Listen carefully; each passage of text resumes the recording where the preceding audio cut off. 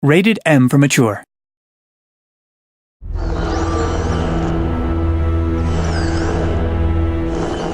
Welcome to another episode of Playing Dead. I'm your host, AJ Locascio. Today we'll be talking to lead developers on episode 3, Eric Parsons and Harrison Pink, on why exactly there was just so much death in this episode. You don't want to miss it right here on Playing Dead.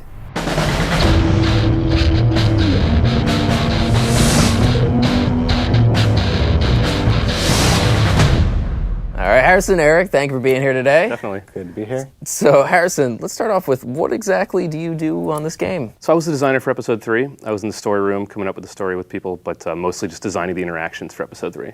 So that means you're responsible for the actual, Yeah, what people are sort of doing, clicking the controller, and what the game actually asks you to do. That was me. Okay. All right. And Eric, you were the cinematic director? Director for the episode, yeah. Okay. So I'm responsible for the presentation of the game, and so I get to work with all the different departments and kind of explain to them what we're trying to do with all the aspects of the game and help bring it all to life. So there was so much death in this episode. Just everyone was dying. Can you go into, were you guys worried about offing too many characters? What made you decide this is the one, let's kill everything? I don't think we ever decided this is the one, let's kill off everything. Well, we have a dartboard, and Oh, okay. Battlestar Galactica style. But Katya and Duck and that whole thing, I mean, that was fucked up. I think it's the middle episode of the season, and that was the place where certain characters' arcs begin and end, and it was definitely something that we thought of from the very beginning. The leads of the season knew the whole story from the beginning to end before even episode 1 was ready to go. So we knew sort of, all right, middle of the season, this is kind of where everyone's character is going to go. All right, so one of the biggest events in this episode was Carly's death. I mean, that was a hell of a moment. I mean, obviously Doug, Doug. I love Doug. I chose Doug, but Carly got a huge, she got a huge fan reaction too. And we actually have a YouTube video of fan reactions, which we're gonna roll to now. You think you're some tough bitch, don't you? Like nothing can hurt you. But you're just a scared little girl. What the fuck's the problem? What the fuck? What the fuck? What the fuck? What the fuck? What the fuck? Are you fucking shitting me? Oh, fuck! No fucking way! Dumb bitch. Oh no, and Clem's seen it, you fucking bitch. She couldn't be trusted, Lee. I swear. You're not coming with us. You're not coming with us. Jeez. Oh boy. yep.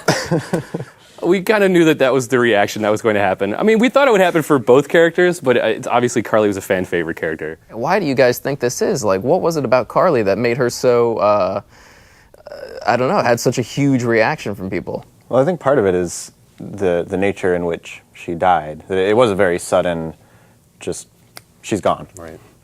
Any situation like that, it's going to be a shocking response. But she's also a character that the players had a chance to connect with more than some of the others. Yeah, definitely. I mean, we've allowed the player as Lee to sort of bond with Carly in a different way than you've bonded with a lot of the other characters. I mean, she knows your past. So Lily's out of the group now. We have that whole, she was a huge part of the dynamic. What does this mean for the group now that she's gone? Coming into episode 3, the kind of leadership dynamic was primarily a conflict between Lily and Kenny, and most of the decisions came from the two of them, often with some conflict over who was actually right. But so obviously now Lily is out of the picture, and Kenny's around, but he's not quite the same man he was.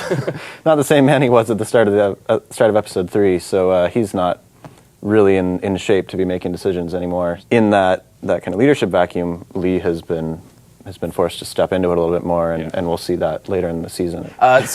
We talked about this before. Duck's death was it was kind of like Larry's death to me in a way, because you kind of hated Duck. I personally was I can't wait for him to get eaten or die in some way, and same thing with Larry. I was like, screw this guy. And but yeah, when it happened, you obviously, we developed a bit more of a relationship with him because you guys did that damn Batman thing in the beginning where he's like, I could be Robin, you could be that. I was like, you son of a bitch. Like, you pulled at my heartstrings. That was all it took, was a Batman reference in order for me to just be like, Well, I'm glad that's all it took. Well, he didn't say anything. He was completely on the back burner Yeah. until he shows up and he's like, I like Batman. I'm like, oh, me too, kid. What? Oh, we're best friends. Pat. I could Oh, feel this you is guys. bad. Yeah, I could feel you guys like twirling your mustaches. It ended up looking like we were doing a lot of mustache twirling, but We were. I promise you that we didn't really start it off as okay, let's just make Duck as likable as hell because he's going out this episode. Obviously, Kenny's on a bit of a downward spiral here. He's pretty much lost everything. I mean, he has lost everything. The guy's got nothing left but his life. Where do you guys see Kenny? Like, what's his plan? He was so family oriented. Like all he cared about every time he talked to him, be like, "Gotta get Duck out of here. Gotta get Katya out of Yeah, here. My that was family, it. my family, my family." And so that sort of transitioned to family to Savannah. Get on boat. Family on Savannah. Boat equals safety. And so now that his family's gone, like even for the rest of the episode, and on the train in the epilogue of episode 3, he's like, "We're going to Savannah. It's all we got left. It's the plan. Still boat. Still plan." So after all this death, we've got 3 new characters. We've got Chuck, Omid, and Krista. What can you tell us about these people? Well, I think at this point in the story, I imagine some players might have some trust issues. With, I do. That's a way to put it lightly. Yeah, I don't trust these people. He's a hobo. I don't trust him. What? In episode 2, when people show up, Lily's like, "How dare you bring people into this group? Like, how dare you people just can't just join our group." And then in episode 3, now that Lily's just gone, you're like, "Yeah, join our group. No big deal." And open door policy. Yeah, and like Lily, I understand why people she's kind of a bitch about that, but she's also just trying to protect the group. So now that she's gone, you're just like, "Come on, hobo, come on, weird couple from California." Like, is that Plenty of room in this boxcar. Yeah, like is that smart? I don't know. It was important to us to give you other characters to interact with because you learn a lot about Lee and about Clementine, who are obviously the focus of the story, through how they interact with other characters and even through the dialogue choices that you as the player make. So I've got the latest stats here.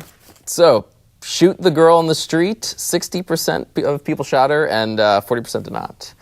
I didn't, because I figured it was better for me not to shoot her. I was actually surprised that most people did. That's cold and heartless of you. Yeah, it was like, she's distracting them. I'm not going to bring their attention over here.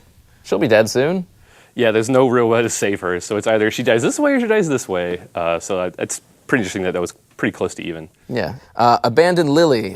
This kind of shocks me because only 45% abandoned her and the other 55 brought her along. I was like, I'm sorry, you cannot come with us. This is like, I was a little worried she was going to like follow us and then like kill us in our sleep. Hop onto the back of the van. Yeah, that's RV what with a hook. Yeah. She could have done it. Lily's a badass. I don't know why. After what you did, you're like you just flat out murdered someone. the majority of those 55% had a Carly playthrough too. So even though they killed their BFF Carly, they were like, "You're probably fine." Yeah. Get back out. You got that out of your system. talk about Sort this this later. out. Yeah. So in the part where if you took Lily with you and she exits the RV and she kind of asks Lee to come with her, 11% said okay, 46% said no way, 41% said come on Lily, and 2% just had silence, which is... I was actually surprised that the 11% was as high as it was. I did not expect 11% of players to go, "Yeah, we'll just leave this group, forget it, whatever." They'll be fine. Don't worry about it. Yeah, I'll grab Clementine. This kid's bet. You guys will sort it out. I'm done with this. Yeah. Fight Kenny, 55% of people fought him and 45% did not fight him. So a few people were able to talk him down without Right. fighting him. But I hear there's an Easter egg somewhere in the Fighting Kenny. 0.5% of people have seen what we lovingly call Duckageddon. Duckpocalypse. Duckpocalypse. Please. My mistake. Get this right. What happens is if you sort of prod Kenny and he gets out of his seat and gets really mad, and then you just say nothing and you just shut down, he will actually shove you out of the cab. And you go, "Oh, okay," and you go back to the boxcar. And in that amount of time since you took so long, Duck is actually turned into a zombie, and a bunch of people, there's blood all over the ground. You don't really know what happened. Clementine's hat's on the ground, and Lee turns around and Duck zombie actually like pounces on him, and they both fall out of the train. I can't believe this, honestly. Like, you some cold-hearted bastards. 81% of people shot him. Like, and the other percent did not. So 19% didn't shoot him. My thought process on that was, it's his son. I'm not just going to be like, "I'll shoot you, kid." That was kind of It's messed up. So this is how many people offered to help find Clementine's parents when they're on the train talking about what they're going to do when they get to Savannah. 50% of people said we should look for your parents. 8% said we should go our own way. 38% of people said we need to find a boat. And 4% just had silence. I've heard that from people that earlier in the season I never chose silence, but this episode there were times I was like, I don't know what to say, and genuinely were starting to choose silence as just because they were dumbfounded by the choices in front of them. Which is awesome. So what can the characters expect to find in Savannah? So at this point in the story, we've obviously seen how our group has managed to survive. So getting into Savannah, we'll get to see how some other groups have tried to maintain a sense of society or just what they're doing to survive. So our friend Noah asks, since you guys keep track of the players' decisions, would the decisions that has been chosen the most be considered what Lee would have actually done, like, in canon? Like, there's no one that's like, okay, this is the canon Lee response. You know, all of the things that we let Lee do or say, and like in the choices stuff, are things that Lee would really do if he was really there. So I would say that no, we're not sort of, okay, this is like in the true storyline of The Walking Dead, because there's no true storyline. Everybody's storyline is tailored to them. So not particularly. Manchu Dog says, I've seen a lot of people say that killing Carly or Doug, you made their choice to save one or the other worthless, and I agree. Why build up a character so much and hint at a strong storyline only to kill them? What are your thoughts on that? That scene was all about powerlessness. That you can make these choices, you know, and we want, you know, that's how the comic is. And I think that just because their arc ends doesn't mean that choice is invalid. You know, people come and go in The Walking Dead all the time, but it really, what you sort of do in the time that you have together is really the point of the story there. That was very sweet. Steven asks, what has been the biggest challenge that Telltale has faced so far during the development of the game? That's a tough question. I was going to say, it's probably a lot of things. I think that just living up to the expectations of the fans of the comic, the fans of the world, and making it feel like something that fits holistically into the sort of puzzle pieces that are already out there. It's just been every single day, and definitely Eric and I and everybody have just been like, okay, does this feel like something they would do in the comics? Karen asks, will there be a way to weaponize Clementine's hat? Something like Oddjob's Frisbee hat of death from the James Bond film, The Man with the Golden Gun. Spoilers, season 2. No, I have no idea. That's been in there the whole time. Nobody's. No one told me that. You guys haven't You just found that? plow through the game using Clementine's hat. So thank you guys so much for being here today and talking to us about The Walking Dead. Hopefully we'll see you again soon.